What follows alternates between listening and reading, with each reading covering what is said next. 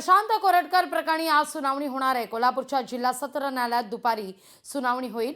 कोरटकरचा जामीन कायम राहणार की फेटाळला जाणार हे आज स्पष्ट होणार आहे। दुपारी 3 नंतर या सुनावणीकडे सगळ्यांच्याच नजरा असतील। सध्या प्रशांत कोरटकरला अटकेपासून संरक्षण देण्यात आलंय। आज कोरटकर प्रकरणी निर्णय येण्याची शक्यता नाकारता येत नाहीये। या सगळ्याविषयी अधिक माहिती घेतोय आपले प्रतिनिधी सतेज औंधकर यांच्याकडून। सतेज, का अधिक माहिती आहे?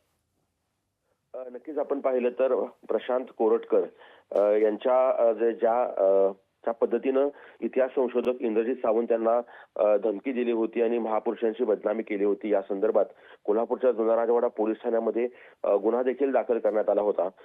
मात्र आतापर्यंत प्रशांत कोरटकरला त्याचा जो जामीन आहे तो आतापर्यंत कायम ठेवलेला आहे। आजपर्यंत जामिनाची मुदत आहे आणि आज दुपारी साधारणतः 3 वाजण्याच्या सुमारास त्याला जे आहे ते त्या संदर्भात सुनावणी देखील पार पडणार आहे।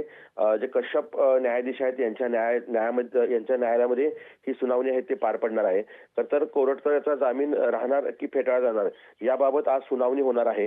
तर पोलिसांच्या वतीने देखील आज युक्तिवाद केला जाणार आहे की कोरटकरला अटक करणं किती महत्त्वाचं आहे, या संदर्भातला युक्तिवाद आहे तो केला जाणार आहे आणि यामध्ये कोरटकरच्या बाजूने देखील युक्तिवाद केला जाईल।